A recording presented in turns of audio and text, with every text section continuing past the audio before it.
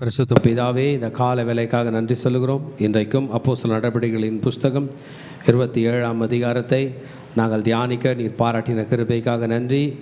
எங்களோடு இடைப்படுவீராக, எங்களோடு பேசுவீராக, எங்களை பலப்படுத்துவீராக. இன்றைக்கு இந்த 27ஆம் அதிகாரத்தில் உள்ள ஒவ்வொரு வசனங்களும் பவுல் அப்போஸ்தலன் பட்ட பாடுகள், அவர் பாடுபட்டு சபையை எப்படி அவர் நிறுவுகிறார், ஊழியங்களை எப்படி அவர் நடத்துகிறார் என்பதை கற்றுக்கொள்ள நீர் கற்றுக் கொடுத்த ஒவ்வொரு பாடங்களுக்காக நன்றி.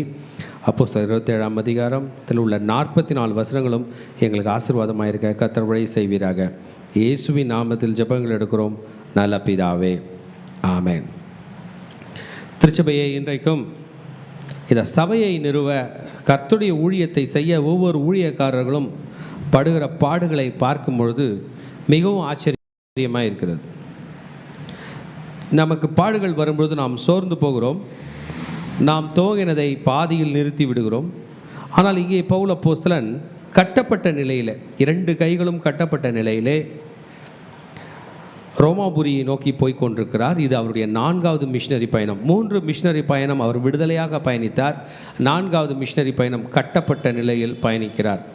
எருசலேமிலே அவர் கைது செய்யப்பட்ட நாளிலிருந்து பிறகு செசரியாவுக்கு வந்ததிலிருந்து 2 ஆண்டுகள் செசரியாவிலே காவலில் இருந்து பிறகு ஃபீலிக்ஸால் நியாயம் தீர்க்கப்பட்டு, பிறகு பெஸ்துவால் நியாயம் தீர்க்கப்பட்டு, பிறகு அகிரிப்பாவால் நியாயம் தீர்க்கப்பட்டு, ராயனுக்கு அபயம் விட்டதினால் இன்றைக்கு அவர் ரோமாபுரிக்கு போகிறார். பவுல் அப்போஸ்தலன் அரெஸ்ட் பண்ணப்பட்டு இருக்கிற இடம் மிடில் ஈஸ்ட், மெடிட்டரேனியன் சி, மத்திய தரைக்கடல் பகுதியில் இருக்கிறார்.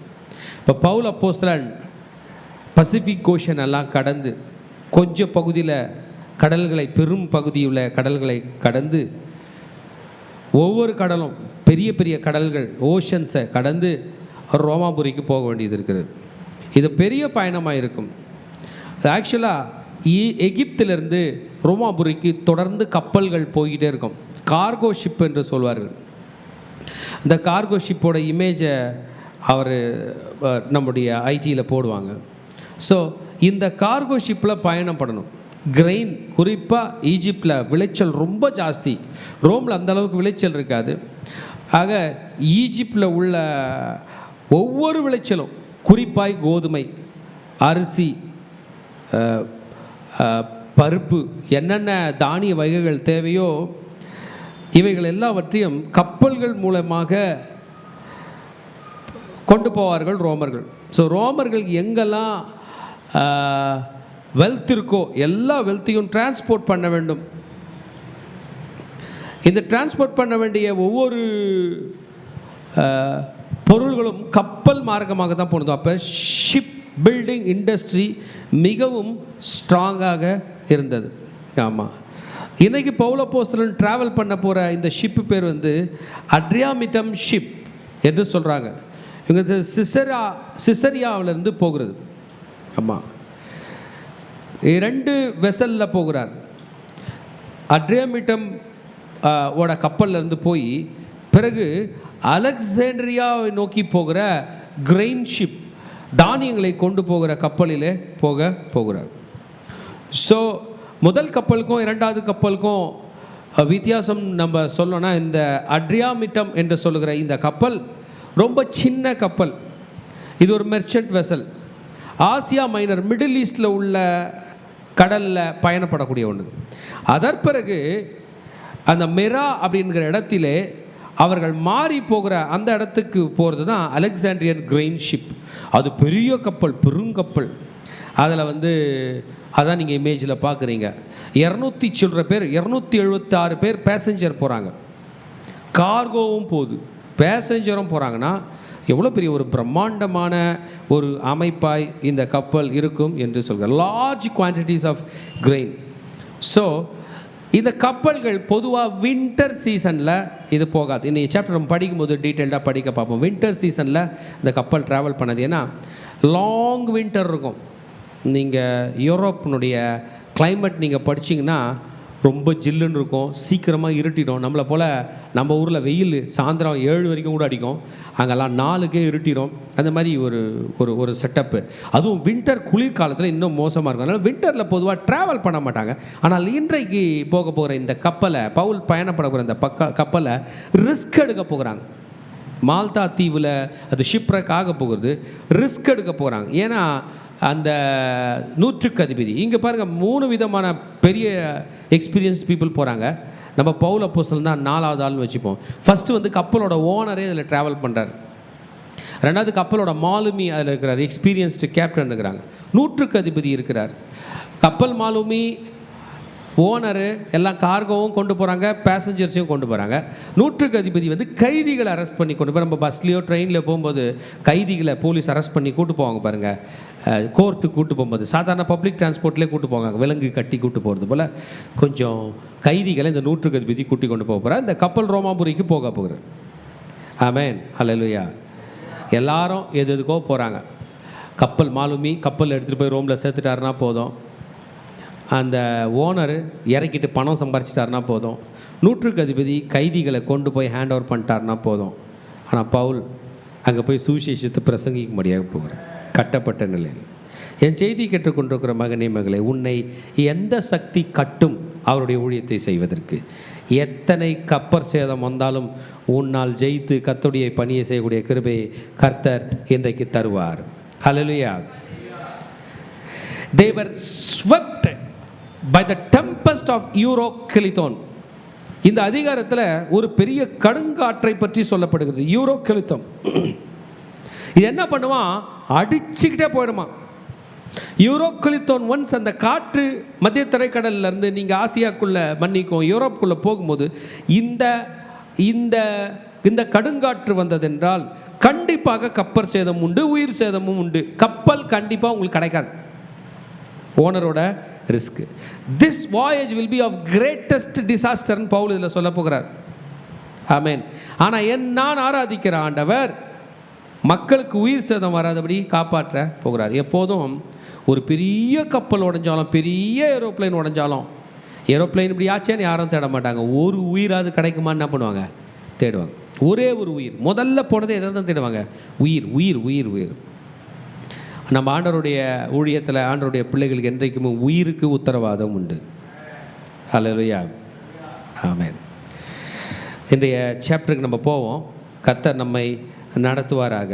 இன்றைய சாப்டரில் இந்த 27ஆம் அதிகாரத்தில் பவுலோட டீட்டெயில்டு பெரிலியஸ் சீ வாயேஜ், 3500 மைல்கள் பயணப்பட்டு கடலில் மாத்திரம் பயணப்பட்டு அனுபவமிக்க ஒரு மனிதன்.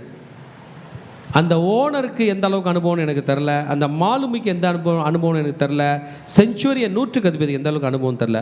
ஆனால் பவுலுக்கு ஜென்ரல் நாலேஜே கப்பல் சேதம், கப்பற் பயணம் எப்படி இருக்கும் என்று சொல்லப்பட்டிருக்குது. இது 4வது மிஷனரி பயணம். முதல் மிஷனரி பயணத்திலேருந்தே கப்பலில் போக ஆரம்பித்திருக்கிறார். இன்றைக்கு 4வது மிஷனரி பயணத்தில் போகிறார். What are the things that has to be taken seriously? Climate has to be taken seriously.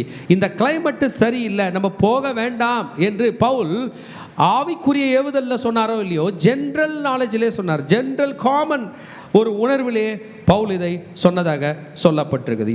274 பேசஞ்சரோட புறப்பட்டு போகிற இந்த கப்பல் ரோமன் செஞ்சுரியன் ஜூலியஸ் மூலமாக நடத்தப்படுகிற இந்த பெருங்கப்பல், இத்தாலியா நாட்டை நோக்கி கொண்டு போகிற பெரிய கோதுமைகளையும் தானியங்களையும் கொண்டு போகிற இந்த கப்பல் மத்திய தரைக்கடல் வழியாய் போய் ஐரோப்பா கடல் வழியாய் போக போகிறது. ஆமென். கிரேத்தா தீவுக்கு ஒரு வழியில் வந்தால் போதும் சொல்லும்போது they want to avoid the winter. வின்டரில் பாதுகாப்பான இடத்துல இருந்தால் போர் அடிக்குமா, அதனால் எப்படியாச்சும் ஜாலியாக இருக்கிற இடத்துக்கு போயிடலான்னு ரிஸ்க் எடுக்கிறாங்க. ஆமென். உயிராக இருப்பதை பற்றி இல்லை. 14 நாட்கள் யூரோக்லித்தோன் இவர்களை புரட்டி எடுக்கிறது. சூரியனே கண்ணுக்கு தெரியலையா, நட்சத்திரமும் கண்ணுக்கு தெரியல, பகலா இரவான்னு தெரியல. பூமியில் அப்படிலாம் நடக்காது, கடலில் நடக்கும். ஏன்னா மேக மூட்டம் இருந்துக்கிட்டே இருக்கும், சூறாவளி இருந்துக்கிட்டே இருக்கும். எப்போ நம்ம வந்து கிளைமேட்டிக் கண்டிஷன் படித்தாலும் கடலில் தான் படிப்போம். கடலில் என்ன வந்துருக்குது, குறைந்த காற்றழுத்த மையம். அப்போனா என்ன பண்ணுது, காற்று போட்டு தண்ணி அமுக்கி வச்சிருக்கு. தண்ணி எங்கே போகுது, கீழே போகுது. அப்போ காற்று உருவாகுது. அந்த காற்று பூமியில் லைட்டாக சுற்றிட்டு திரும்பி எங்கே போயிடுது, கடலுக்கு தான் போயிடுது. அப்போ அது பூமியில் கொஞ்ச நேரம் வரும்போதே இவ்வளோ அடி வாங்குறோமே, அது கடல்லே வீடு கட்டினுக்குது. அங்கே மாட்டினோம்னா என்ன ஆகும், அது எங்கேயுமே போகாது, அங்கே தானே இருக்கும். அது வந்தால் போகவே போகாது. அப்படி வந்து இந்த பக்கம் அந்த பக்கம் போச்சுன்னா எவ்வளவு ஆபத்துகள். 14 நாட்கள் great crisis. But there was divine reassurance. கர்த்தர் டிவைனா பவுல் உன்னை பாதுகாப்பேன், அதனால் யாருக்கும் எந்த ஆபத்தும் வராது. ஸோ கர்த்தர் பவுலையும் கூட இருந்த மக்களையும் காப்பாற்றுகிறார். ஆமேன். 4வது மிஷனரி பயணம் என்கிற தலைப்பில் நான் இன்றைக்கு பேச போகிறேன். ஸ்டார்ட் ஆயிடுச்சு 4வது மிஷனரி பயணம். என்றைக்கு எருசலேமில் அரெஸ்ட் பண்ணாங்களோ அன்றைக்கே ஸ்டார்ட் ஆயிடுச்சு. 2 வருஷத்தை தாண்டிச்சு. இன்றைக்கி ரியல் ஓட்டம் ஓடுகிறது. ஆமேன். ஹல்லேலூயா. இதை நான் 3 பகுதிகளாக பிரிக்க போகிறேன். முதல் பகுதி, திடன் கொள்ளுங்கள். ஹல்லேலூயா. திடன் கொள்ளுங்கள். 26ஆம் வசனம் வரைக்கும். 27ஆம் வசனத்திலிருந்து அவ்வதிகாரம் முடிய கப்பற் சேதம் உயிர் பாதுகாப்பு என்பதாக. 3வது நான் கொடுக்க போகிற தலைப்பு, ஒரு தேவனுக்கு பயப்படுகிற மனிதனுடைய செல்வாக்கு.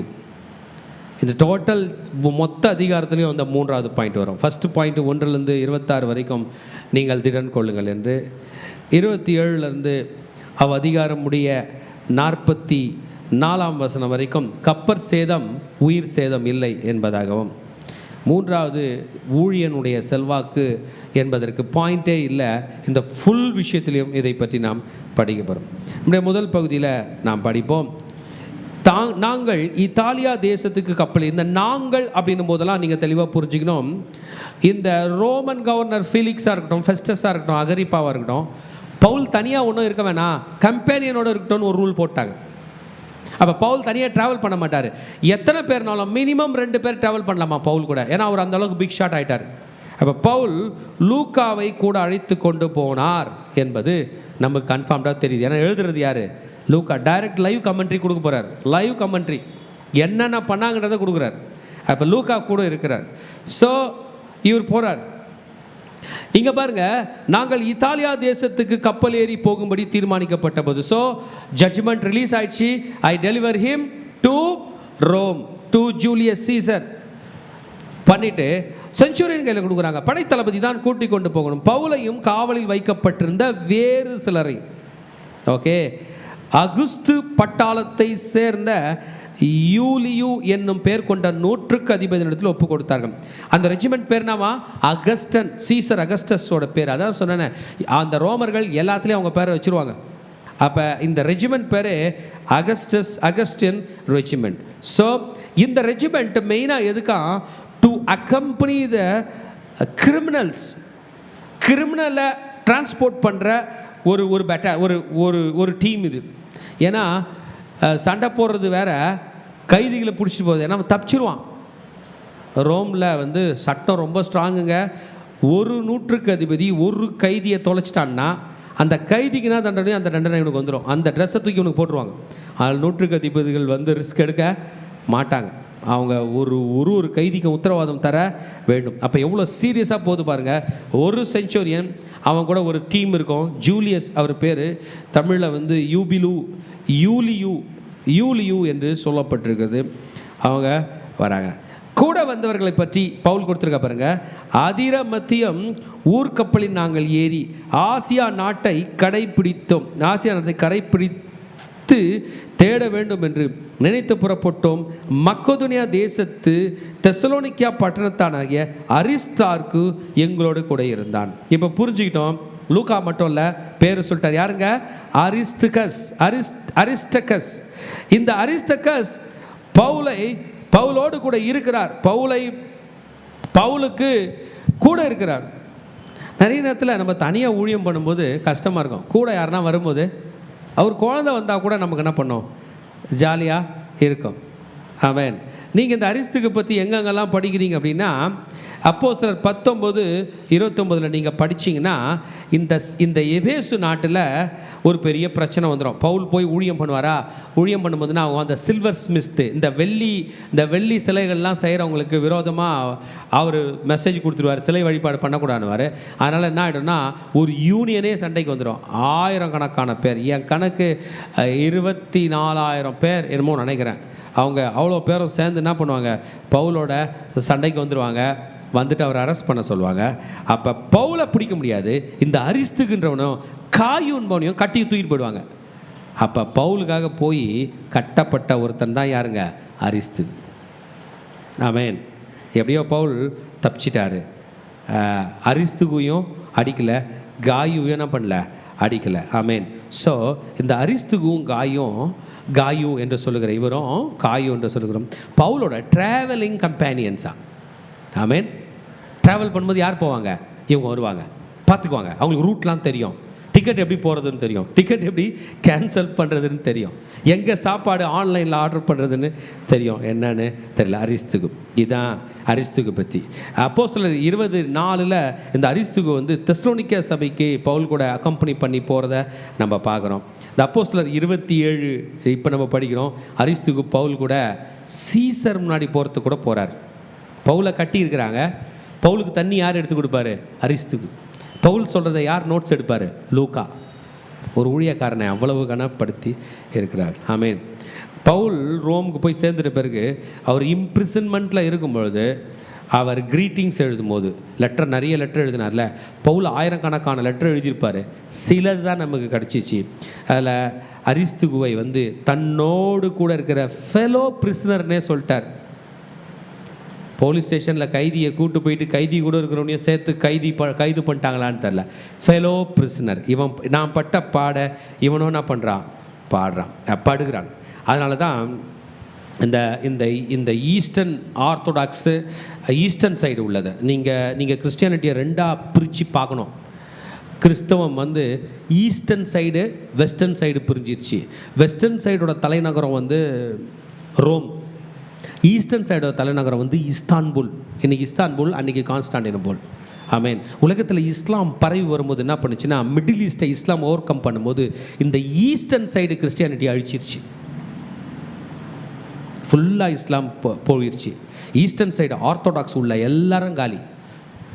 மெயின் ஊழியத்துக்கு காரணம் அந்த துருக்கியை இஸ்லாம் விழுங்கிருச்சு, எல்லாம் காலி. இந்த இஸ்லாம் ஐரோப்பாவில் போய் கால் வைக்கும்போது தான் வெஸ்டர்ன் சர்ச்சுக்கு புத்தி வந்துச்சு. ஐயோ, நம்ம ஒத்துமையாக இருந்தால் ஈஸ்டர்ன் சர்ச்சை காப்பாற்றிருக்கலாமேன்றதுக்குள்ள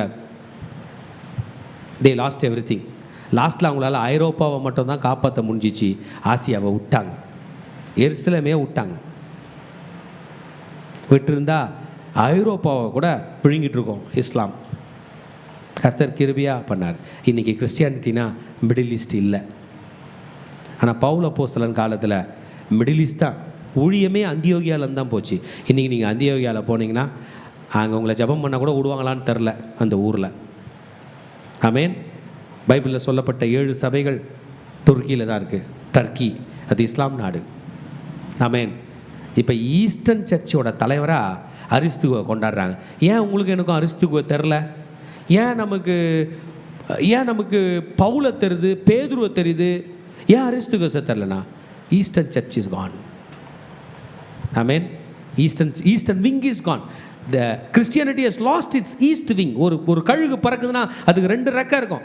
ஒன்று வந்து வெஸ்டர்ன் விங், ஒன்று வந்து eastern wing. Eastern wing has lost. அப்போ மத்திய கிழக்கில் துவங்கின கிறிஸ்தவம் எங்கே இருக்குது? எத்தனை ஆலயம் இருக்குது? எத்தனை சுவிசேஷம் இருக்குது? எத்தனை மிஷினரி ஈஸ்டர்ன்லேருந்து வராங்க? இல்லை, எல்லாம் வெஸ்ட்லேருந்து தான் வராங்க. ஐரோப்பாவிலேருந்து வந்திருப்பாங்க, ஜெர்மனிலேருந்து வந்திருப்பாங்க, ஃப்ரெஞ்சிலேருந்து வந்திருப்பாங்க, பெல்ஜியம்லேருந்து வந்திருப்பாங்க, யூஎஸ்லேருந்து வந்திருப்பாங்க, யூகேலேருந்து வந்திருப்பாங்க. We lost. ஆமென். அந்த அரிஸ்துவை பற்றி பேசும்போது எனக்கு தோணுச்சு, அதனால தான் சொன்னது. ஆமென். இந்த அரிஸ்துவை இன்றைக்கும் நீங்கள் அங்கே போனீங்கன்னா அவர் ஒரு பிஷப்னு சொல்கிறாங்க. Bishop of Apamea. ஹல்லேலூயா. இவர் தாங்க இந்த அரிஸ்துகு பவுலோட ஃபெலோ கம்பேனியன், என்னுடைய நண்பன் பவுல் சொல்வார். ட்ராவல் போகும்போது பவுல் தனியாக போக மாட்டார், அரிஸ்துகுவை கூட்டிகிட்டு போவார். ஏன்னா இந்த அரிஸ்துகு வெள்ளைக்காரன், நம்ம ஒரு ஆள் கிடையாது, வெள்ளைக்காரன், ஒயிட் மேன் இருக்கும்னு நான் ஃபீல் பண்ணுறேன். பட் லூக் வந்து மிடில் ஈஸ்ட். ஆமென். மிக்ஸ்ட் ரேஸ், க்ரீக்கு இந்த மேன். அப்போ க்ரீக் மேன் வந்து இந்த லெட்டர்லாம் எழுதுறதுக்கு ஹெல்ப் பண்ணியிருக்கார். லூக் இல்லைன்னா ஐயாவோட மனதை இதை காப்பி பண்ண முடியாது. அப்போ எழுதிட்டார். இந்த மழையில், இந்த வெயிலில் எல்லாத்துலேயும் எழுதி கொடுத்தது தான். ஆமாம். வேதத்தை படிக்கும்போது அந்த சினாரியோ நினச்சி பார்க்கும்போது பயமாக இருக்குது. இது நம்ம கையில் வரலன்னா நம்ம விசுவாசம் போயிருக்கோம். 27ஆம் அதிகாரம் முழுவதும் பயங்கரமான ஃபெய்த் தேவை. 14 நாள் இருட்டில் கடலில் சுற்றிக்கிட்டே இருக்கிறோம். யூரோக்ளித்தோன் பொழந்து எடுக்குதுன்னா எப்படி இருக்குன்னு யோசிச்சு பாருங்க. நம்ம ஊரில் சூறாவளி காற்று வரும், 4 பனைமரம் ஆடும், அதுவே எப்போ போகும்னு பார்த்துன்னு போம். கரண்ட் இருக்காது, தண்ணி இருக்காது, எதுவுமே இருக்காது. இது கடலில் 14 நாட்கள் எல்லாரும் வலு விழுந்து சாப்பிட கூட முடியல. சீ சிக்னஸ் வேறு வந்துடும், சாப்பிட்டா வாமிட்டு வந்துடும். கப்பலில் போகிறதே சீ சிக்னஸ்ஸு, இதில் வேறு சுற்றி எடுத்துச்சுன்னா ஆமென். ஆனாலும் அந்த நிலையில் ஊழியக்காரன் நிற்கிறான். ஹல்லேலூயா, ஆமென். திருச்சபையே, நம்மளை நிற்க முடியாதுன்னு சாத்தான் சொல்லுவான்.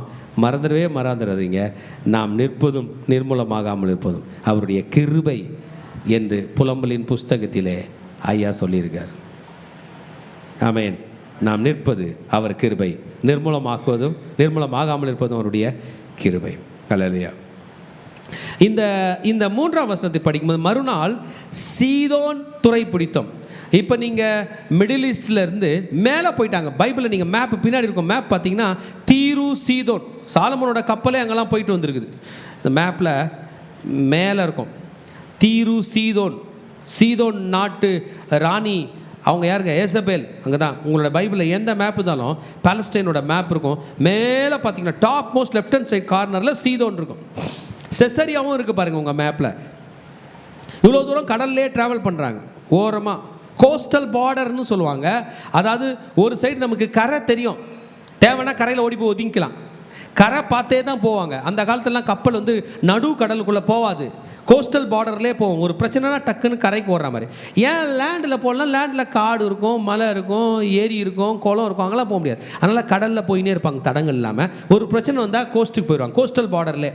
அதாவது நம்ம ஏரி ஓரமாகவே படகுல போகிற கதை அப்படி தான் அவங்க போகிறாங்க. பட் ஸ்டில் எல்லா இடத்துலையும் உள்ளே போக முடியாது. மண் தட்டிடும், கரை தட்டிடும், ஆழமாக இருக்கும், இல்லை அது காட்டுக்குள்ளே இருக்கும். அங்கே போய் லேண்டில் மாட்டினா தப்பிக்க முடியாது.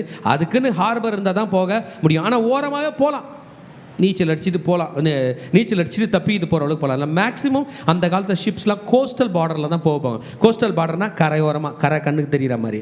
இங்கே 14 நாள் கரையே தெரிலையாம், எங்கே இருக்கிறோனே தெரிலையாம். நம்மளை நிற்க வச்சு சுற்றி விட்டாங்கன்னா, சுற்றிட்டு கண்ணை கட்டிட்டு சுற்றி விட்டாங்கன்னா, திரும்பி கண்ணை திறந்தா எது லெஃப்ட்டு ரைட்டு நார்த்து சவுத்துன்னு தெரியாது. இது போல தான் இவங்களோட மைண்டும் இருக்குது, இவங்க பிரெயினும் இருக்குது, கடலும் இருக்குது. சரி, இப்போ இவங்க புறப்பட்டு போகிறாங்க. இந்த சினாரியோவில் மறுநாள் சீதோன் துறை பிடித்தோம், சீதோனுக்கு போயிட்டாங்க.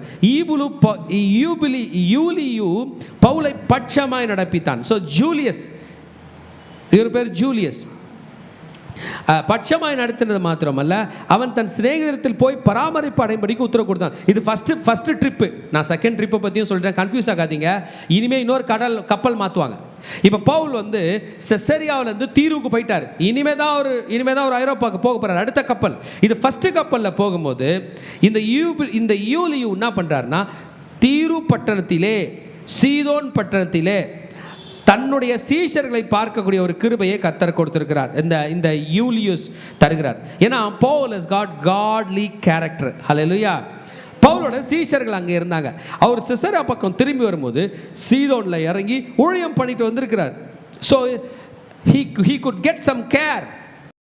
பவுல் போய் ஒரு ரெஸ்ட் எடுத்துட்டு வந்திருப்பார். ஒரு 2 நாள் 3 நாள் ஊழியம் பண்ணிட்டு வந்து திரும்பி வர அளவுக்கு இந்த கைதிக்கு ஒரு ஆப்பர்ச்சுனிட்டி யூலியு கொடுத்துருக்காங்க. அங்கே நிறைய பிரிசனர்ஸ் இருக்காங்க, நிறைய கைதிகள் இருக்காங்க. ஆனால் பாலுக்கு மட்டும் எக்ஸ்ட்ரா கிரேஸ், ஒரு சிறப்பு கிருபையை கர்த்தர் கொடுத்துருக்கிறார். ஹல்லேலூயா. ஃபஸ்ட்டு பயணம் முடிஞ்சிச்சு. எங்கே கிளம்பிச்சு கப்பல்? சிசரியாவிலேருந்து கிளம்பி எங்கே நின்றுச்சு? சீதோனில் நின்றுச்சு. இப்போ நெக்ஸ்ட்டு கப்பல் பெரிய கப்பல். நம்ம சின்ன ஏரோப்ளைனில் போய் இறங்கிட்டு பெரிய ஏரோப்ளைனில் ஏறும்போது எப்படி இருக்கும்? நம்ம வந்தது குட்டியாக இருக்கும், இது பெருசாக இருக்கிறது போல். இப்போ வந்து பெரிய கிரெயின் ஃப்ரைட்டர்னு சொல்லுவாங்க. அந்த படம் தான் இப்போ தம்பி இப்போ போடுறது. இது வந்து கிரெயின் மொத்தமாகவே விளைச்சலை எகிப்துலேருந்து ரோமுக்கு எடுத்துகிட்டு போகிற கப்பல். ரோம் வந்து பிஸ்னஸ் சிட்டி, பிஸ்னஸ் ஹப்பு, அது மார்க்கெட்டு தான், விளைச்சல்லாம் கிடையாது. விளைச்சலை ஆப்பிரிக்காக்காரங்களை பண்ண சொல்லிட்டான். அப்போ ஆப்பிரிக்காவிலேருந்து கப்பல் கிளம்பி ஆசியா வழியாக வந்து ஐரோப்பா போகுது. பெரிய கப்பல். 2000 வருஷத்துக்கு முன்னாடி எந்த டெக்னாலஜியில் பண்ணாங்கன்னு இன்னை வரைக்கும் புரியல. பெரிய ட்ரேட் நடந்திருக்கு, மாபெரும் ட்ரேட் நடந்திருக்கு. இன்றைக்கு எதிர்பாராத அளவுக்கு ட்ரேட் நடந்திருக்குது. 140 அடி நீளமா, 36 அடி அகலமா, இவ்வளோ பெருசா. அதை எப்படி எனக்கு எக்ஸ்பிளைன் பண்ணுறதுன்னு சரியில்லை. ஆமாம், இதோட டிசைன்னு எவ்வளோ பெரிய டிசைன்னா, இது காற்றை எதிர்த்து செல்லாது. என்ன பண்ணாதுங்க? அப்போ எப்போ கிளம்பும் எப்போ போகணும்லாம் தெரியாது. கப்பல் மேலே அந்த பாயெல்லாம் விரித்து வச்சுருப்பாங்க. காற்று அடித்தா அவங்க போவோம். காற்று ஓவராக அடித்தா பாயெல்லாம் சுற்றிட்டு வச்சுப்பாங்க. நீ எங்கே சுற்றுறியோ சுற்று. காற்று நின்ன பிறகு நாங்கள் பாய் விரிக்கிறோம். ஏன்னா பாயும் காப்பாற்றணும். பாய் மர கப்பல்னு சொல்லலாம். இப்போ என்ஜின்லாம் கிடையாது, நம்மக்கிட்ட கோலும் கிடையாது, நம்மக்கிட்ட ஸ்டீமும் கிடையாது, ஒரு டெக்னாலஜியும் கிடையாது. காற்றை பிடிச்சிட்டு ஆமேன், காற்று வச்சே கப்பல் என்ன பண்ணியிருக்கு இவ்வளோ தூரம் போய். அப்போ காற்று எவ்வளோ பவர்ஃபுல்லாக 236 பீப்புளை வேறு ட்ராவல் பண்ண வைக்கிறது இல்லாமல் இவ்வளோ கார்கோவை ஷிஃப்ட் பண்ணுதுன்னா காற்று கடலில் எவ்வளவு ஸ்ட்ராங்காக இருக்கும் என்பதை நீங்களும் நானும் புரிந்து கொள்ள வேண்டும். அந்த காற்று நமக்கு சாதகமாக இல்லாமல் பாதகமாக வந்தால் என்ன பண்ணும் என்பதை நானும் புரிந்து கொள்ள வேண்டும். ஆமென். Now the decision is going to start. போகலாமா வேணாம் பாருங்கள். மறுநாள் புதித்தோம், சிநேகிதத்தில் போயிட்டு வந்தார். ஆமேன்.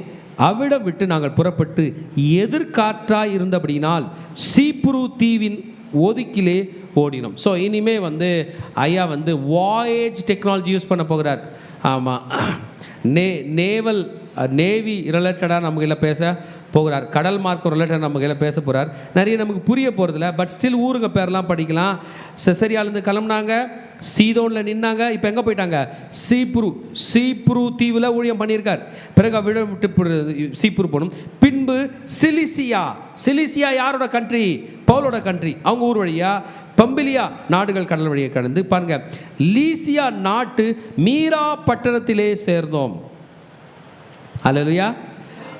இதெல்லாம் ஒரு சிட்டி, ஒரு ஏரியா, ஒரு டிஸ்டன்ஸ் சேர்ந்தோம். இத்தாலியாவுக்கு போகிற அலெக்சாந்திரியா பட்டணத்து கப்பலை 100 அதிபதி அங்கே கண்டு எங்களை அதிலே ஏற்றினான். ஆமேன். செகண்ட் ட்ரிப்பு ஸ்டார்ட் ஆயிடுச்சு. இப்போ பெரிய கப்பல் அலெக்சாண்ட்ரியா கப்பல். நான் இதை சீதோன்லேயே ஸ்டார்ட் பண்ணியிருந்தேன், சீதோனில் இல்லை. இப்போ தான் அலெக்சாண்ட்ரியா கப்பலில் அவங்க ஏற போகிறாங்க. இதுதான் நம்ம போட்ட படம், பெரிய படம். ஏற்றிட்டான். அப்போ இவ்வளோ நேரம் பவுல் பிரேக் எடுத்து வந்துட்டார். இப்போ பெரிய கப்பல். இந்த கப்பல் அட்லாண்டிக் ஓஷன், பசிபிக் ஓஷன் மாதிரி பெரிய ஓஷனில் ட்ராவல் பண்ணக்கூடிய பவர்ஃபுல்லான ஒன்று. இவ்வளோ நேரம் நம்ம போனது கோஸ்டலில் ட்ராவல் பண்ணக்கூடிய கப்பல், இது தாண்டி போகிற கப்பல். ஆமேன். இப்போ அதுக்கு முன்னாடி ஒரு போர்ட் மீட்டிங் இருக்குது. கப்பலோட தலைவர், கப்பலோட ஓனர், கப்பலோட மாலுமி, 100 அதிபதி எல்லாம் வச்சு பண்ண பாருங்கள். ஏற்றினான். காற்று எங்களை தடுத்தபடினாலே நாங்கள் அநேக நாள் மெதுவாய் சென்று வருத்தத்தோட கினீது பட்டணத்துக்கு எதிரே சல்மோனே ஊருக்கு எதிராய் கிரேத்தா தீவின் ஒதுக்கிலே ஒதுங்கினோம். ஆமேன். சீப்ரு தீவில் இங்கே என்ன தீவில் இருக்கிறாங்க? கிரேட்டா. இந்த தீவு பேரெல்லாம் மறக்காதீங்க. நம்ம பைபிளில் பல இடத்துல இதெல்லாம் வர்றதில்ல, பட் இந்த 27th சாப்டர் ரொம்ப முக்கியம். அதை வருத்தத்தோடு கடந்து நல்ல துறைமுகம் எனப்பட்ட ஒரு இடத்துக்கு வந்தோம்.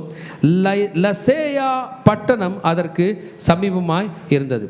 நல்ல துறைமுகம். ஆமேன். இந்த துறைமுகம் பேர் என்ன பேரா? நல்ல துறைமுகம். இந்த நல்ல துறைமுகம் அவங்களுக்கு ரொம்ப பிடிச்சிருந்தது. இந்த நல்ல துறைமுகம் வந்துருச்சு. இதுக்கு பேர் ஃபேர் ஹேவன்ஸ் என்று சொல்கிறார்கள். கிரேத்தா தீவுக்கு சவுத் சைடில் இருக்கான்.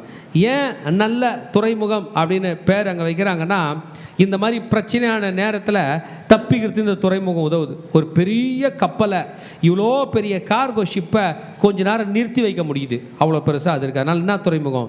வெரி குட் துறைமுகம், ஃபேர் ஹேவன்ஸ் என்று இதற்கு சொல்லப்பட்டிருக்குது.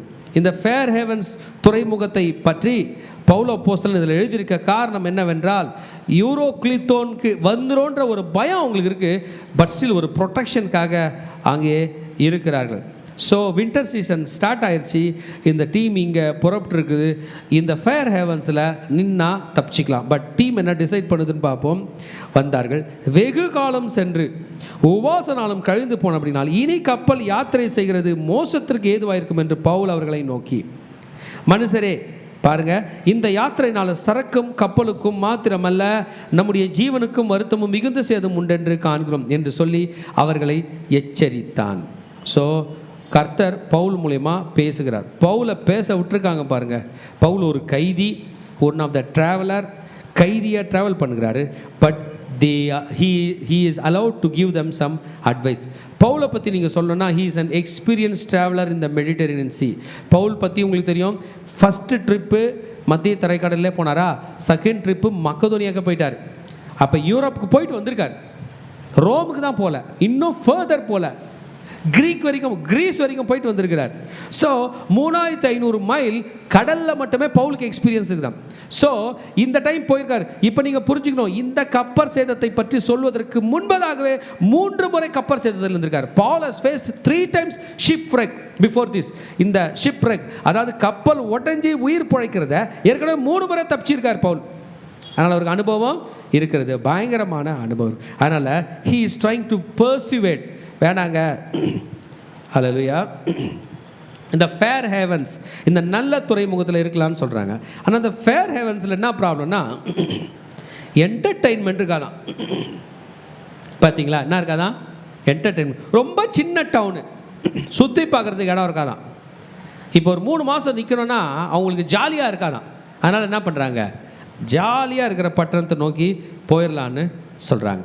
ஹல்லேலூயா, ஆமென்.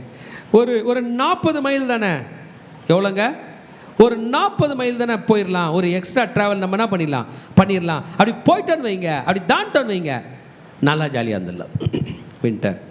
ஆமென். இப்போ ஆர்கியூமெண்ட் வருது, சிலர் சொல்ல போகிறாங்க. அதில் பாருங்கள் யார் யார் என்னென்ன கருத்து சொல்கிறாங்க பார்ப்போம். நூற்றுக்கு அதிபதி பவுலினால் சொல்லப்பட்டவைகளை பார்க்கிலும் மாலுமியும் கப்பல் எஜமானையும் அதிகமாய் நம்பினான். ஸோ அவர் நம்புறதுல ஒன்றும் பிரச்சனை இல்லை, பவுல் சொல்கிறத அவங்க கேட்கணுன்னு அவசியமே இல்லை. கப்பல் மாலுமிக்கு பவுலோட எக்ஸ்பீரியன்ஸு, ஓனரு உடஞ்சா அவருக்கு நஷ்டம், நம்பினான். அந்த துறைமுகம் மழை காலத்தில் தங்குவதற்கு வசதியாக இராததினால் அவ்விடத்தை விட்டு தென்மேற்கையும் வடமேற்கையும் நோக்கி இருக்கும் கிரேத்தா தீவில் உள்ள துறைமுகமாய் ஃபீனிக்ஸ் என்னும் இடத்திலே சேரக்கூடுமானால் சேர்ந்து மழை காலத்தில் தங்கும்படி அநேகம் பேர் ஆலோசனை சொன்னார்கள். ஹல்லேலூயா, அநேக பேர். Let's start the voyage against nature, against will, let us take some risk அப்படின்னு சொல்கிறாங்க. திருச்சபையே ரிஸ்க் எடுக்கிறது காரணம் இல்லாமல் நாம் எடுக்கக்கூடாது தேவனுடைய பிள்ளைகளே. ஆமென். ரைட். பவுல் அப்போஸ்தலன் தன்னுடைய ஜென்ரல் நாலேஜில் சொன்னார். 13th verse சொல்கிறது, தென்றல் மெதுவாக இருந்தது. ஹல்லேலூயா. நேற்றைக்கு என் தங்கச்சி மகளோட கல்யாணம், காலையில் 11 o'clock மார்னிங் டியூஷன் இங்கே முடிச்சுட்டு அது சர்ச்சு க்ளீன் பண்ண போனோம். பயங்கரமான வெயில், பயங்கரமான வெயில். ஆமென். பயங்கர வெயில், எல்லாமே வெயிலில் ஒன்றுமே பண்ண முடியல. பிள்ளைங்கள்லாம் டீஹைட்ரேட் ஆகிட்டாங்க. வீட்டுக்கு வந்து கிளம்பி எல்லாம் புறப்பட்டு ஒரு 4 மணிக்கு கிளம்பணும். மழை அப்படி மாறிடுச்சு, நல்ல காற்று, நல்ல மழை, டெம்பரேச்சர் அப்படியே மாறிடுச்சு. ஹல்லேலூயா, பயங்கரமான மழை. ஆண்டவர் கிருபையாக ஒரு 6:30 மணி போல் மழையை நிறுத்தி கொடுத்தார், 6:15 போல் நிறுத்தி கொடுத்தார். ஆமென். தென்றல் காற்றை நம்பி எதையும் துவக்க கூடாது. தென்றல் காற்று, நம்ம உட்காந்தோமா பீச் வரோம் காற்று வாங்கணுமா, அதுக்கு தான் தென்றல். இந்த தென்றல் எவ்வளோ நேரம் இருக்கும்னு சொல்ல முடியாது. த ப்ரீஸ், தென்றல் காற்று. The wind blue softly. Soft wind வந்து மனுஷன் ரெஸ்ட் எடுக்க தான் சொல்லுது, தவிர பயணத்தை ஸ்டார்ட் பண்ண முடியும் சொல்லவில்லை. ஸ்டார்ட் பண்ணிட்டாங்க, கிளம்பி போகிறார்கள். தென்றல் மெதுவாய் அடித்தபடினால் தாங்கள் கோரினது கைகூடி வந்தது என்று எண்ணி அவ்விடம் விட்டு பெயர்ந்து கிரேத்தா தீவுக்கு அருகாக ஓடினான். கிரேத்தா தீவுக்கு போயிடணும். அவங்க எங்கே போயிடணும்? கிரேத்தா தீவுக்கு போயிடணும். ஜஸ்ட் ஷார்ட்டர் டிஸ்டன்ஸ் தான். அதோ தெரியுது பாருங்க, கிரேத்தா தான் பிரதர், கிரேத்தா அதோ தெரியுது. ஸ்டார்ட் பண்ணிட்டீங்க, சூறாவளி வந்து சுற்றி விட்டுச்சுன்னு வைங்க, கிரேத்தா அப்புறம் உங்களுக்கு இதோ தெரியும், அப்படி புரட்டி விட்டுரும். சூரியனும் இல்லை, சந்திரனும் இல்லை, கடல் கோஸ்டலில் தான் போயின்னு இருக்கிறாங்க. அது எங்கே அடிச்சிட்டு போகுதுன்னு தெரியாதே. ஹல்லேலூயா. அதனால தான் நம்முடைய கிளைமேட் பற்றி சொல்லும்போது, வானிலை அறிக்கை சொல்லும்போது ஃபஸ்ட்டு சொல்லுவாங்க, மீனவர்கள் மீன் பிடிக்க செல்லக்கூடாதுன்றாங்க. ஏன்? அவங்கள காப்பாற்ற முடியாது, அவங்கள காற்று எங்கே கொண்டு போய் விடணும்னு தெரியாது. இன்றைக்கி எவ்வளோ ஜிபிஎஸ் டெக்னாலஜிலாம் வந்துருச்சு, அன்றைக்கி ஒன்றுமே இல்லாத போது பண்ணாங்க பாருங்கள். அந்த கடலோட பேரே சொல்கிறாங்க பாருங்கள். ஓடினார்கள், கொஞ்ச நேரத்துக்குள் யூரோக்ளித்தோன் என்னும் கடுங்காற்று அதிலே மோதிற்று.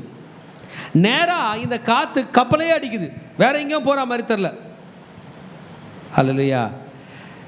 As they set out from fair heavens, நல்ல துறைமுகத்தில் வெளியே போனதுமே அடி விழுது. அப்போ ஏற்கனவே பல மாலுமிகள் இதை தெரிஞ்சு தான் இந்த துறைமுகத்துக்கு என்ன பேர் வச்சுக்கிறாங்க? நல்ல துறைமுகம். ஆமென். கர்த்தருடைய பிரசன்ஸ், நல்ல பிரசன்ஸ். தாவீதை கேட்டிங்கன்னா சொல்லுவார், ஆகாமிய கூடாரங்களில் தங்குகிற 1000 நாளை பார்க்கலாம் அப்படியே பிரகாரங்களில் தங்குகிற ஒரு நாள். நான் ஒரு நாளும் அந்த மார்னிங் டிவிஷன் இருக்கும் போது ஆண்டவருக்கு நன்றி சொல்வேன்.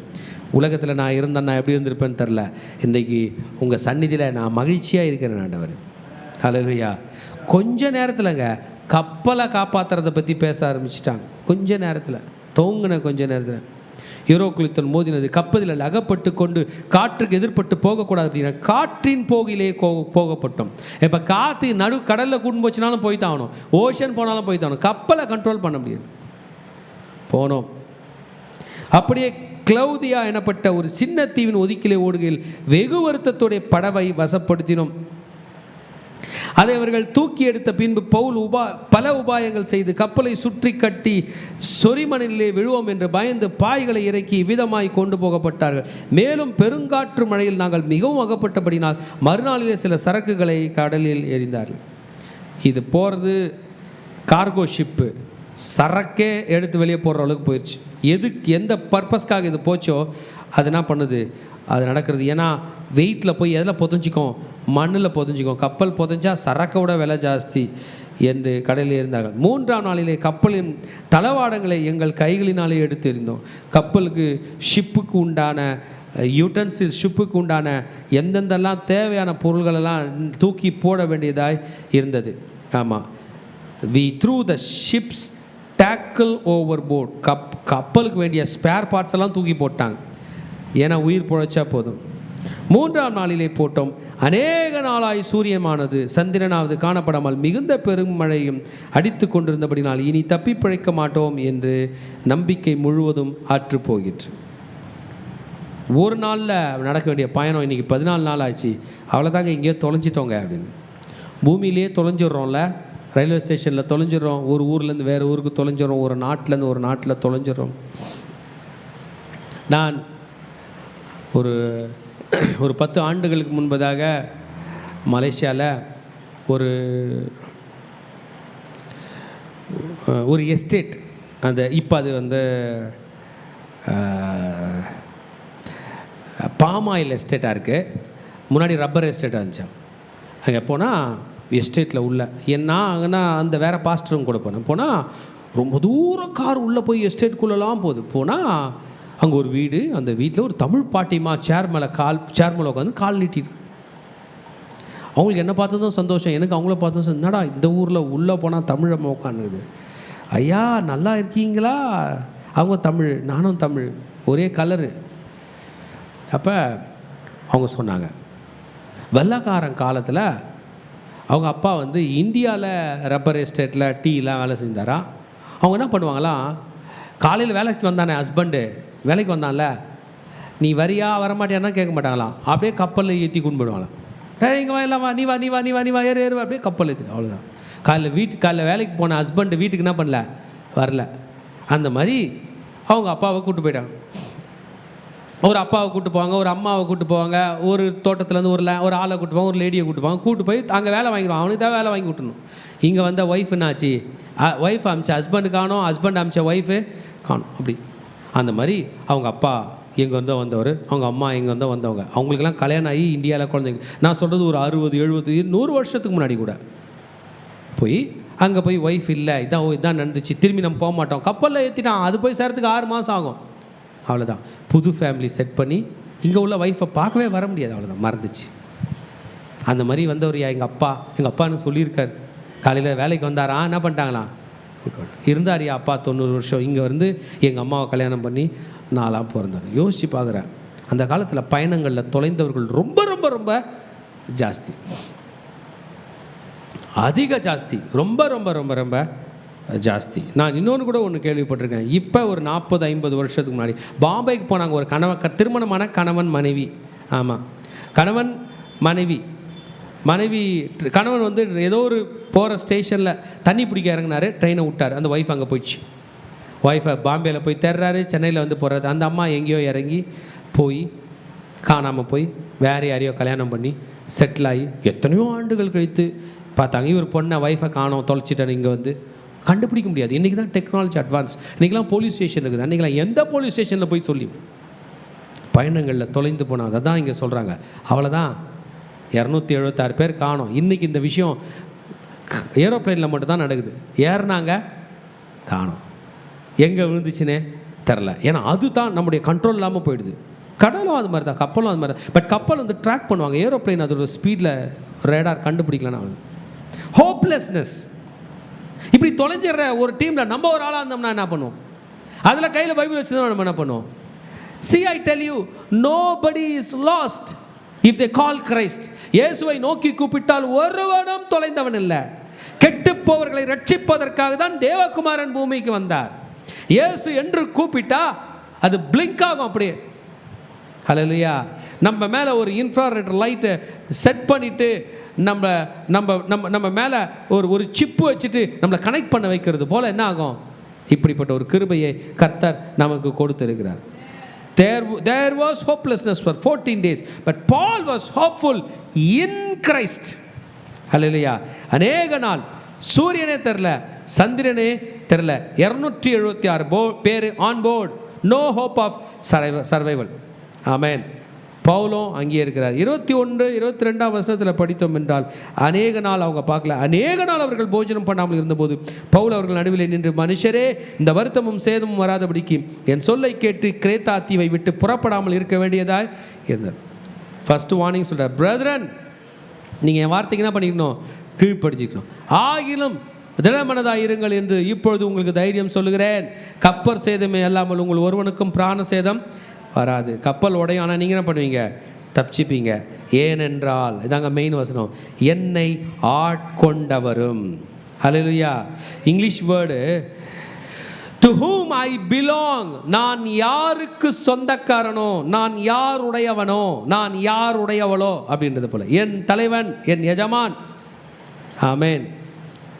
மாறமான தேவனுடைய தூதனானவன் இந்த ராத்திரியிலே என்னிடத்தில் வந்து நின்று, பவுலே, பயப்படாதே, நீ ராயனுக்கு முன்பதாக நிற்க வேண்டும். இதோ உன்னுடனே கூட யாத்திரை பண்ணுகிற யாவரையும் தேவன் உனக்கு தயவு பண்ணுவார் என்று சொன்னார். ஹல்லேலூயா. ஊழியம் செய்கிற ஜெபத்தில் இருக்கிற தேவ பிள்ளையே, கர்த்தர் நம் மூலமாக பலரை காப்பாற்ற வல்லவராக இருக்கிறார். ஹல்லேலூயா. ஆமென். இப்போ சொல்லுங்கள், 276 பேர் மாலுமியால் காப்பாற்றப்பட போகிறாங்களா? ஓனரால் காப்பாற்றப்பட போகிறாங்களா? கப்பலால் காப்பாற்றப்பட போகிறாங்களா? பவுலால் காப்பாற்றப்பட போகிறாங்க? ஹல்லேலூயா. there is lot of spiritual things happening. ஆவிக்குரிய அனுபவம் நிறைய நடக்குது. உங்களையும் என்னையும் மூலமாக கர்த்தர் பல பேரை காப்பாற்றுவார். ஆமென். ஹல்லேலூயா. ஒரு ஊழியக்காரர் வந்து ஏரோப்ளைனில் ட்ராவல் பண்ணிட்டு இருந்தாரா. அப்போ வந்து அவர் வந்து குடிக்க சொல்லி சொன்னாங்களா யாரோ, சார் ஒன்று சாப்பிடுங்க அப்படின்னு. இல்லைங்க, நான் சாப்பிட மாட்டேன். திரும்ப தொந்தரவு பண்ணிருந்தாங்களா, குடிங்க அப்படின்னு. அப்போ அவர் சொன்னாரா, ஏங்க எனக்கு கொடுக்குறத போய் அந்த பைலட்டு கொடுங்களேன். ஐயோயோ, அவர் குடித்தாருன்னா எடுத்துகிட்டு போய் என்ன பண்ணுவார்? மோதிடுவார். அது மாதிரி தான் நான் குடித்தாலும் மோதிரும் அப்படின்னாரா. அவங்க சிரிச்சிட்டு போயிட்டாங்களா. ஆமேன். உனக்கு புரியாதுமா நான் சொல்கிறது. என் ஆண்டவர் என் மூலமாக பலரை பாதுகாத்து கொண்டு. சாத்தான் ஒன்றும் பாதுகாக்கலை. சாத்தான் நம்மளெல்லாம் அழிக்க பார்க்குறான். இந்த பூமியில் எல்லாரும் வாழ வேண்டும் என்று பாடுபடுகிற ஒரு ஜீவன் உண்டென்றால் அது கர்த்தராகிய இயேசு கிறிஸ்து மட்டுமே. ஆமேன். அந்த ஜீவன்களுக்காக ப்ரே பண்ணுறதுக்கு ஒரு ஜீவன் உண்டென்றால் அதுதான் அவருடைய சபை. அந்த சபையில் உள்ள அங்கத்தினராக நீங்களும் நானும் தான் ஜெபிக்க வேண்டும். பவுல் அந்தியோகியா திருச்சபையினுடைய மெம்பர். உலகெங்கும் சபைகளை நிறுவ போய் கொண்டிருக்கிற இந்த தலைவன் ஜெபித்து கொண்டிருக்கிறான். I believe God. ஸோ நீங்கள்லாம் தப்பிப்பீங்க. ஆமேன். ஆனபடியால் மனுஷரே திடமனதாக இருங்கள், நான் சொன்னபடி நடக்கும், என் தேவன் மீது நம்பிக்கையாக இருக்கு என்று சொல்ல அவங்க சொன்னாங்க, நாம் ஒரு தீவிலே விழ வேண்டியதாக இருக்கும் என்று பவுல் சொல்லிட்டாரு. 14ஆம் ராத்திரியான போது நாங்கள் ஆதரிய கடலிலே கடந்து. ஹல்லேலூயா. அவங்களுடைய அந்த இந்த இந்த கடல் பற்றி சொல்கிறாங்க. ஆட்ரிய கடலை கடந்து, ஏஜியன் சீன்னு நம்ம இங்கிலீஷில் சொல்லுவோம். Waters of the Aegean and Mediterranean. 2 கடல்கள் சங்கமம் பண்ணுகிற இடம். 2 கடல்கள், இதனுடைய ப்ரெஷர் ஒரு மாதிரி இருக்கும், அதனுடைய ப்ரெஷர் ஒரு மாதிரி இருக்கும். சில இடத்துல சில 2 கடல்கள் கலக்கிற இடத்துல இதனுடைய கலர் வேறு இருக்குமா, அது ஒரு கலர் வேறு இருக்குமா. அதெல்லாம் ஆச்சரியமான ஒரு நிகழ்வுகள். நீங்கள் இப்படி இருக்கும்போது மாற்றங்கள் உங்களுக்கு தெரியும். அப்படி ஒரு மாற்றம் உள்ள ஒரு இடம்தான் இந்த இடத்த நாம் கடக்க வேண்டியது இருக்கும். அங்கே ஒரு தீவிலே நாம் விழ வேண்டி இருக்கும் என்று பவுல் சொல்கிறார். சொல்லிட்ட பிறகு விழ வேண்டியிருக்கும் என்றான். கரை பாருங்கள், 14ஆம் ராத்திரி ஆனது ஆதிரிய கடலிலே அலைவிடப்பட்டு ஓடுகையில் நடுஜாமனத்தில் கப்பால் ஆற்றலுக்கு ஒரு கரை கிட்டு வருகிறதை கண்டார்கள். நடு நைட்டில் ஒரு கரை கிட்ட வருது. எந்த கரைன்னு அவங்களால சொல்ல முடியல, எந்த பக்கம். ஆனால் அவங்க பிளான் பண்ணி போனது கிரேத்தா தான் போகலான்னு பார்த்தாங்க. ஆனால் இப்போ அந்த கிரேத்தாவா என்னான்னு அவர்களுக்கு தெரியவில்லை. ஏதோ ஒரு கரை அவர்களுக்கு கிட்டி வருகிறது. இதை ஏட்ரியாட்டிக் சி என்று சொல்லுகிறார்கள். ஹல்லேலூயா. ஆதிரிய கடல் என்று பவுல் அப்போஸ்தலன் சொல்லுகிறார். இந்த இந்த இந்த இந்த ஏட்ரியாட்டிக் சி பற்றி நம்ம சொல்லணும்னா, ஏறக்குறைய ஐயா யூரோப்பில் கால் வச்சிட்டார். அவர் கப்பல் எங்கே போயிடுச்சு? யூரோப்பில் கால் வச்சிருச்சு. இந்த ஏட்ரிய கடலை சுற்றி உள்ள நாடுகள், இத்தாலி இருக்குது, இன்னைய வேர்ல்டில் இத்தாலி இருக்குது, ஸ்லோவேனியா இருக்குது, குரோவேஷியா இருக்குது, போஸ்னியா அண்ட் ஹெர்சகோனியா என்று சொல்வார்கள், ஆல்பேனியான்னு ஒரு நாடு இருக்குது, மோன்டெக்ரோன்னு ஒரு நாடு இருக்குது. ஆமேன். இவங்க கப்பல் எங்கே போகணும்? ஆக்சுவலாக இத்தாலிக்கு போக வேண்டும். ஆமேன். ஸோ இவங்க எங்கே வந்துட்டாங்க? யூரோப்புக்கு வந்துட்டாங்க. இந்த யூரோப்பில் இந்த ஆதிரிய கடலில் வந்துட்டாங்க. பவுலுக்கு இந்த கடலை பற்றி என்ன தெரியும்னு நம்ம பார்த்தோன்னா, பவுல் போன கிரீக் இங்கே இல்லை, மக்கோதோனியா இல்லை. அப்படின்னா பவுலுக்கு தெரிந்த இடத்த விட ஃபர்தர் ட்ராவல் போயிடுச்சு கப்பல். ஆமேன். பேர் கூட ஐயாவுக்கு சொல்ல முடியல. ஓகே, ஆதிரிய கடலில் வந்துட்டாங்க. நடு ஜாமத்தில் ஏதோ ஒரு கடல். உடனே அவர்கள் விழுது விட்டு பார்க்கையில் 20 பாகம் என்று கண்டார்கள். சுற்றுப்புறம் போன பிறகு மறுபடியும் விழுது விட்டு பார்க்கையில் 15 பாகம் என்று கண்டார்கள். அது என்னது? ஆழம். கப்பல் உங்களுக்கு மேலே தெரியுது இல்லைங்களா? மேலே தெரியுது மட்டும் இல்லை, கீழே ரொம்ப ஆழம் இருக்கும். எதுவுமே மணலில் சொருகிட்டிங்கன்னா வெளியே எடுக்க முடியாது. அதனால் ஆழம் பார்ப்பாங்க. அந்த ஆழம் பார்த்து அதான் விழுது விட்டு பார்ப்பது என்று அர்த்தம்.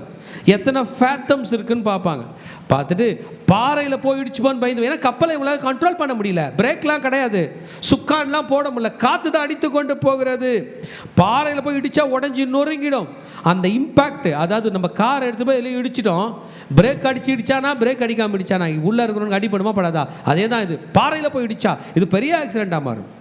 அப்பொழுது போய் இடிப்பதற்கு முன்பதாக கப்பல் ஆட்களை கப்பலை விட்டு ஓடும்படி வகைந்தோடி முன்னணையத்திலிருந்து நங்கூரங்களை போட போகிற பாவனையும் படவை கடலை இறக்குகளில். அதாவது என்ன பண்ணுறாங்கன்னா, விஷயம் தெரிஞ்சவங்களாம் கப்பலுக்கு விட்டு தப்பிச்சு ஓட பார்க்குறாங்க. பப்ளிக் ஒன்றும் தெரியாது, அது உட்காந்துருக்கு, அதுக்கு கடல் பற்றி ஒன்றுமே தெரியாது. கடலை பற்றி தெரிஞ்சவங்க என்ன பண்ணுறாங்க? ஜம்ப் பண்ணி ஓடலான்னும் போது அதையும் பவுல் தான் சொல்கிறார். பவுல் 100க்கு அதிபதியும் அவர்களை நோக்கி, நீங்கள் இந்த கப்பலில் இராவிட்டால் நீங்கள் தப்பி பிழைக்க மாட்டீர்கள். நீங்கள் பாட்டை எகிரி குதிச்சு போய் முதல்ல வாயில் மாட்டிக்க போகிறீங்க, திமிங்கலத்தில் மாட்டிக்க போகிறீங்க, உங்களுக்கு அடிப்படுவது விழ மாட்டீர்கள். அதனால் எல்லாரும் ஒன்றாக போவோம் என்று சொல்லி எல்லாரும் போஜனம் பண்ணும்படி பவுல் அவர்களுக்கு தைரியம் சொன்னான். அல்லேலூயா. ஆமேன். ஆகையால் போஜனம் பண்ணும்படி உங்களை வேண்டிக் கொள்கிறேன் என்று சொல்லி 35ஆம் வசனம், பவுல் அப்பத்தை எடுத்து, அல்லேலூயா சொல்லாமா, எல்லோருக்கும் முன்பதாக தேவனை ஸ்தோத்தரித்து அதை பிட்டு புசிக்க துவங்கினான். 35ஆம் வசனம் படிக்கும்போது எனக்கு தோணுது, பவுல் ஃபஸ்ட்டு ஹோலி கம்யூனியன் எடுத்தார். இது உனக்காக பிற்கப்படுகிற என்னுடைய சரீரம். இயேசுவோட சரீரம் பற்றி உங்களுக்கு தெரியுமா? இந்த கடலில், இந்த கப்பலில் பவுல் இல்லாமல் இயேசு வந்தார்னா என்ன இருக்கும்? எழுந்து நின்று யூரோக்கிலித்தோனே அமைதலாக இருன்னு சொல்லியிருப்பாரா? ஏன் பவுலால் சொல்ல முடியல? ஏன் பவுல் சொல்ல? எனக்கு தெரில. பவுல் அது பரவாயில்ல, அவ்வளோ போல்டாக இருந்தார். நம்ம எப்படி இருந்திருப்போன்னு எனக்கு தெரியல. பவுல் புரிந்து கொள்கிறது, எனக்கு அவர் சரீரம் வேண்டும் என்று திருவிருந்து பிரவேசிக்கிறார். அல்லேலூயா. அதை பார்த்ததும் எல்லாரும் திடமாய் புசித்தார்கள். கப்பலிலே 276 பேர் 276. எல்லாரும் திருப்தியாய் சாப்பிட்டு கோதுமையை எங்கே போட்டாங்க? கடலில். எந்த அளவுக்கு வெயிட் இருக்கோ போய் பாறையில் இடிச்சிக்கும், காப்பாற்ற முடியாது. வெயிட் கம்மியாக இருந்தால் மிதக்கிக்கிட்டே நிற்கும், லேசாக இடித்தாலும் உள்ளே போய் புதஞ்சிக்காது. எடுத்துட்டார்கள். ஆமீன். நங்கூரங்களை அறுத்து கடலிலே வீசி சுக்கான்களை கட்டுகளை தள்ளற விட்டு பெரும்பாயை காற்று முகமாய் விரித்து கரைக்கு நேராக ஓடினாங்க. இப்போ கண்ட்ரோல் பண்ண பார்க்குறாங்க காற்றுங்க. இருபுறம் கடல் மோதிய ஒரு இடத்திலே கப்பலை தட்ட வைத்தார்கள். முன்னணியம் ஊன்றி அசையாமல் நின்றது, பின்னணியம் அலைகளுடைய பலத்தினால் உடைந்தது. கப்பல் இப்படி இருக்கல போய் குத்திக்கிச்சு. கடல் அந்த அலையோட வேகத்தில் ரெண்டாக உடஞ்சிக்கிச்சு கப்பல். அப்பொழுது காவல் பண்ணப்பட்டவர்களை இப்போ நூற்றுக்கு அதிபதி தான் டியூட்டியை பண்ணோம். ஒரு கைதி தப்பிச்சான்னா கூட அந்த கைதியோட மரண தண்டனை நூற்றுக்கு அதிபதி வந்துடணும். ஆனால் நூற்றுக்கு அதிபதிக்கு ஒரு ரூல் இருக்குது. இந்த இவனை கொலை செஞ்சிடணும். கொலை செஞ்சுட்டு தலையை தூக்கிட்டு போயிடணும் ரோமுக்கு. இல்லைன்னா லோக்கலில் உள்ள கவர்னர் கையில் இவனை சாகடிச்சிட்டேன்னு டெத் சர்டிஃபிகேட் வாங்கிட்டு போனால் இவர் தப்பிப்பார். எல்லாம் கைதியை விட்டா ரூல் தான், சட்டம் சட்டம். அவனுக்கு தூக்கு தண்டனைனா இவனுக்கு வந்துடும். அதனால் ஒரு பிளான் பண்ணான். என்ன பண்ணலாம்? கைதிகள் எல்லாம் கொண்டுடலாம். ஆமேன். ஆனாலும் கைதியில் மெயினாக யார் இருக்கிறது? பவுல். நூற்றுக்கு அதிபதி யோசிக்கிறான், சாகடிக்கணும்னா யாரையும் சாகடிக்கணும். அதனால் ரிஸ்க் எடுக்கிறான். என் உயிர் போனால் கூட பரவாயில்ல, கைதிங்க எல்லாம் தப்பிச்சு போய் தீவில் இருங்க, யாரும் ஓடி போயிடக்கூடாது, சரியா? ஓடினீங்கன்னா உங்களை அங்கேயே அடிச்சிடுவேன். நீச்சல் தெரிஞ்சவங்க நீந்தி எங்கே பண்ணுங்க? போய் கரை சேர்ந்து அங்கே உட்காருங்க, எல்லாம் அங்கே உட்காருங்க சொல்லி அனுப்புகிறான். ஆமேன். சிலரை பலகையின் மேலும் சிலரை கப்பல் துண்டுகள் மேலும் போய் கரை கட்டளையிட்டான். இவ்விதமாக எல்லோரும் தப்பி கரை சேர்ந்தார்கள். எல்லாரும் தப்பி கரை சேர்ந்தார்கள். பவுல் எக்ஸலண்ட்டான லீடர். இதை படிக்கும்போது அவ்வளோ ஆச்சரியமாக இருக்கு. எப்படியா பவுலையா நீங்கள் மட்டும் எப்படி ஊழியம் பண்ணுறீங்க? ஒரு இடத்துலையும் பவுல் சோர்ந்து போகவில்லை. ஆமேன். கர்த்தர் சொன்ன வாக்குத்தத்தம் தான், பவுலே பயப்படாதே, பவுலே பயப்படாதே, என் மகனே பயப்படாதே, என் மகளே பயப்படாதே. நீ நிற்க வேண்டிய ராயனிடம் இன்னும் நீ போய் சேரவில்லை. உன்னை நான் எங்கே நிற்க வேண்டும் என்று விரும்புகிறேனோ அந்த நாள் இன்னும் வரவில்லை. அது வரைக்கும் உன் உயிரை யாராலும் எடுக்க முடியாது. உன்னோடு இருக்கிறவர்களையும் நான் காப்பாற்றுவேன் என்று கர்த்தர் பவுலை காப்பாற்றினார். உங்களையும் என்னையும் கூட தரிசனத்துக்கு நேராக ஓடக்கூடிய கிருபை தருவார். தரிசனத்துக்கு நேராக ஊழியன் ஓடிக்கொண்டிருக்கிறான். நம்மை கர்த்தருக்கு அர்ப்பணிக்கலாமா? நான் ஓடுறான், நம்ம ஏஞ்சில் இருக்கலாம். நான் ஓடுறான் பவுலை போல. ஐ ஆம் ரெடி லார்ட், ஐ ஆம் willing to run for you Lord. உமக்காக ஓடுகிறேன், நான் தைரியமாக ஓடுகிறேன், உமக்காக ஓடுகிறேன்.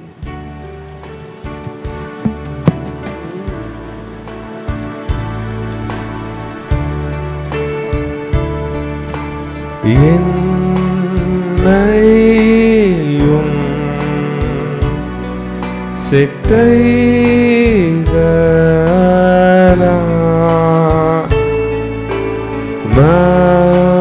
மறைத்து காத்திடுவீரே.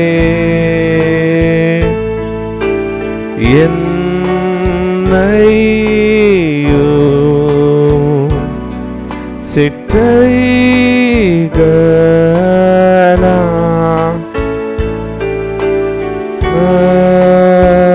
மறைத்து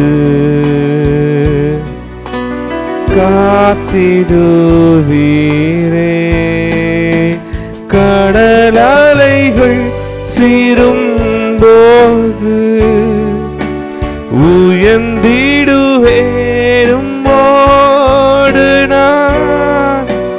அனைத்தையும் நீராளும் தேவன் அறிந்து நான் அமர்ந்திருப்பேன். அறிந்து நான் அமர்ந்திருப்பேன். சொல்லாம். கடலலைகள் சீரும் போது இயேசுவே உயர்ந்திடுவேனும்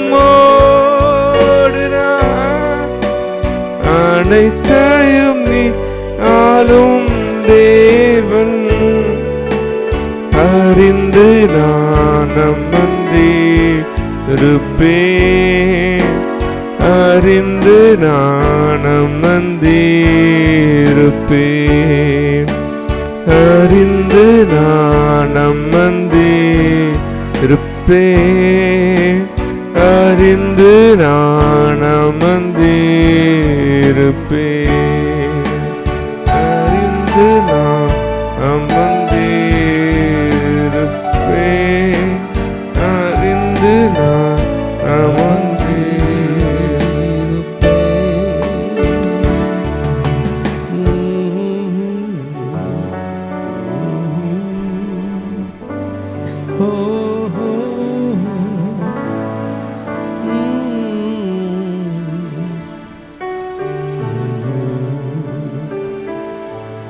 திருச்சபையே, 4வது மிஷனரி பயணம்.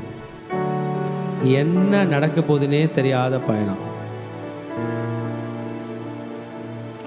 ரோமன் வேர்ல்டுக்குள்ள கால் வைக்க போறாரு. இந்த கப்பல் சேதத்தை நீங்களாலும் சாதாரணமாக எடுக்க முடியாது. It is pure and purely a spiritual attack on Paul the apostle. இது ஒன்றும் அங்கே உள்ள அரிசியெல்லாம் தூக்கி போகிறதுக்கு வந்த சண்டை இல்லை, வந்த ஒரு பிரச்சனை இல்லை. கோதுமையை தூக்கி கடலில் போகிறதுக்கு வந்ததில்லை. பவுலை காலி பண்ணோம். பவுல் செத்துட்டான்னா சுவிசேஷம் வராது. ஏட்ரியாட்டிக் சி, ஆதிரிய கடல், the sea of Adria, முழு பவர் உள்ள ஏரியால பவுல் மாட்டிட்டு இருக்காரு. வான மண்டலத்தில் உள்ள பொல்லாத ஆவிகளின் சேனையும் பாதாளத்தின் அந்தகார வல்லமைகளும் இந்த ஊழியக்காரனுக்கு விரோதமாக கிரியை செய்து கொண்டிருக்கிறது. பவுல் இத்தாலியில கால் வைக்க கூடாது. கால் வச்சா சுவிசேஷம் பரவிடும். கண்ணுக்கு தெரியாத உலகம். இந்த கடல் பத்தி பவுலுக்கு தெரியாது. அந்த கடலுக்கு பவுலை பத்தி தெரியும். பவுலை தூக்கணும். ஜீசஸுக்கு விரோதமாக ஒரு கடுங்காற்று வந்தது. அது ஜீசஸை கொலை செய்ய முடியாது. இந்த கடலை சுத்தி உள்ள கண்ட்ரி பேரு இத்தாலி, சிசிலியா, கிரீஸ், கிரேத்தா மற்றும் ஆப்பிரிக்கா. பெரிய கடல். இதை அயோனியன் சி அருகால் உள்ளது என்று சொல்வார்கள். ஆமென். மத்திய தரைக்கடலிலிருந்து புறப்பட்டு ஊழியத்தை ஐரோப்பாவில் கால் வைக்க போன ஊழியனுக்கு ஒரு பெரிய டிலே, ஒரு பெரிய எதிர்ப்பு, ஒரு பெரிய ஃபோர்ஸ். இன்னும் அடுத்த சாப்டர்ல அவரை விரியன்லாம் தீண்டிடும். 14 நாட்கள் பாடு. தானியலுக்கு 21 நாள் கழிச்சு தான் பதில். பவுலுக்கு 14 நாள் கழிச்சு பதில். 276 பேரையும் ஊழியன் காப்பாற்றினான். ரோமாவிலும் கால் வைக்க போகிறான். இப்போது கால் வச்ச தீவு பேரும் மால்தா, ஏட்ரியன் சீல உள்ள Malda. We don't know what will happen tomorrow, but we believe that His will be done in our life. நாளைக்கு என்ன நடக்கும், நாளைக்கு எந்த கடல்ல, எந்த பிரச்சனையில, எந்த சூழ்நிலை, எந்த ஊர்ல யார் எதிர்ப்பார்கள் என்று தெரியாது. ஆனால் அவருடைய ஊழியத்தை நான் செய்வேன். I will do His ministry in unknown places, in unknown situations, in unfriendly situations, in unfriendly environment. Unfriendly environment. ஒரு சைடு இவர் உயிரை கையில் பிடிச்சிக்கணும், ஒரு சைடு 276 பேரோட உயிரை கையில், ஒரு சைடு ஊழியம் செய்யணும். எத்தனை பாடு இந்த ஊழியர்கள். ஏட்ரியன் சி, ஆதிரிய கடல். The drift of Adrian Sea never stopped Paul the apostle. The hopelessness and helplessness of 14 days never stopped Paul the apostle. Same is with us. அதுதான் இன்றைக்கு நமக்கு வருகிறது. நம்பிக்கை இல்லாத அந்த 14 நாட்கள் இரவும் பகலும் பவுல் அப்போஸ்தலனுடைய ஊழியத்தை தடுக்கவில்லை. ரோமாபுரியில் கால் வைத்தவர் இன்றைக்கு அந்த ஆதிரிய கடல்ல உள்ள மெலித்தா தீவிலே கால் வைக்க போகிறார். இதுவரைக்கும் அவர் கால் வச்சதுல இப்ப தண்ணியில கால் வச்சார்னா ஐரோப்பால ரோமாபுரியில கால் வச்சதா அர்த்தம். அடுத்த ட்ரிப் ரோம்லே கால் வைப்பார். Do not be afraid. Do not be afraid. பவுலே பயப்படாதே, பவுலே பயப்படாதே. சொல்லாம பவுலே பயப்படாதே, என் மகனே பயப்படாதே. நீ நிற்க வேண்டும், ராயனுக்கு முன்பாக நிற்க வேண்டும். இதோ உன்னோடு கூட இருக்கிறவர்களை உன் மூலமாக நான் தயவு பண்ணுவேன். 276 பேர் பவுலுக்கு தயவு பண்ணதா உலகம் சொல்லும். இல்லைங்க, இந்த ஒரு ஊழியன் 276 பேருக்கு தயவு. உன்னை அநேகருக்கு ஆசீர்வாதமாக்குவேன் என்று ஆபிரகாமுக்கு சொன்னது போல பெலிஸ்தியர், ஏத்தியர், எபூசியர், கானானியர், கிர்காசியர் என்று 7 விதமான ஜாதிகளுக்கும் இந்த ஒத்த ஆபிரகாம் தான் ஆசீர்வாதமாய் இருந்தது போல நம்மை கர்த்தர் அநேகருக்கு ஆசீர்வாதமாய் மாற்றுவார். தலைமலை கை வச்சு ஆண்டவர்கிட்ட சொல்லாமா, ஆண்டவரை என்னை பவுலை போல ஆசீர்வாதமாய் மாற்றுங்க. இன்னும் கொஞ்ச நாள் அடுத்த சாப்டர்ல ஊழியக்காரன் ரோமாபுரியில கால் வைக்க போகிறார். ஒரு கால் வச்சதுமே சுவிசேஷம் ஃப்ளரிஷ் ஆக போகுது, சுவிசேஷம் வளர போகுது. அன்னைக்கு நடந்த பவுலோட கால் இன்னைக்கு இல்லை, ஆனால் நமக்கு 2 கால்கள் இருக்கிறது. கர்த்தருடைய ஊழியத்தை செய்ய உன்னை அர்ப்பணிப்பாயா என் மகனே? கர்த்தருடைய ஊழியத்தை செய்ய அர்ப்பணிப்பாயா என் மகளே? பாடுகளை பார்த்து பின்வாங்கி போகிற காலம் அல்ல, பாடுகளை தாண்டி கர்த்தருக்காக எழும்புகிற காலம் இது. கர்த்தர் உங்களை என்னையும் பலப்படுத்தி கொண்டிருக்கிறார். Receive the strength. கர்த்தாவை என்னை பலப்படுத்துன்னு கேளுங்க. ஆனால் இந்த பயம் வெளியே அகலட்டும், பயப்படலாம், பயம் வெளியே அகலட்டும். குழப்பம், 2 மனநிலை, டியூவல் மைண்டட்னஸ் இன்னைக்கு நமக்குள்ள அதான் இருக்கு. போலாமா வேணாமா, பண்ணலாமா வேணாமா, ஆண்டவருக்காக ரிஸ்க் எடுக்கலாமா? ஆனா உலகத்துக்காக ரொம்ப ரிஸ்க் எடுப்போம், யாருக்கோ ரிஸ்க் எடுப்போம், பாவத்துக்காக கூட ரிஸ்க் எடுத்திருக்கோம். ஆனா கர்த்தருக்காக நாம் எடுப்பதில்லை. இயேசுவின் நாமத்தினாலே அந்த பவுல் அப்போஸ்தலனுக்கு இருக்கிற போல்ட்னஸ் எங்களுக்கு உண்டாவதாக, இன்றைக்கே உண்டாவதாக, இயேசுவின் நாமத்தினால உண்டாவதாக. தகப்பனே, ஆத்ரியா கடல்ல ஏட்ரியன் சீல கால் வைத்து கர்த்தருக்காக எழும்பக்கூடிய ஒரு கிருபை பவுலுக்கு நீர் கொடுத்தபடியால் நன்றி. இயேசுவின் ரத்தம் ஜெயம் இதை எங்களுக்கு கொடுத்தபடியால் நன்றி. இயேசுவின் நாமத்தில் பிதாவே, ஆமென். ஹல்லேலூயா, ஹல்லேலூயா, ஹல்லேலூயா, ஹல்லேலூயா, ஹல்லேலூயா. கர்த்தர் உங்களை அனைவரையும் கோடி ஆசீர்வதிப்பாராக. ஷாலோம். கடைசி ஆசீர்வாதத்துக்கு நேராக கைகளை விரித்துக் கொள்ளும். ஈவரக்கா அடோனாய் வயீஷ்மரக்கா யா ஏ அடோனாய் பன்னவ் அல்லக்கா விஹுனக்கா ஈஷா அடோனாய் பன்னவ் அல்லக்கா வயசம் லக்கா ஷாலோம், வயசம் லக்கா ஷாலோம். கர்த்தர் உன்னை ஆசீர்வதித்து காக்க கடவர். கர்த்தர் தன் முகத்தின் மேல் பிரகாசிக்க பண்ணி உன்மேல் கிருபையா இருக்க கடவர். கர்த்தர் தன் முகத்தை உன்மேல் பிரசன்னமாக்கி உனக்கு சமாதானம் கட்டளையிட கடவர். ஹல்லேலூயா, ஹல்லேலூயா, ஹல்லேலூயா.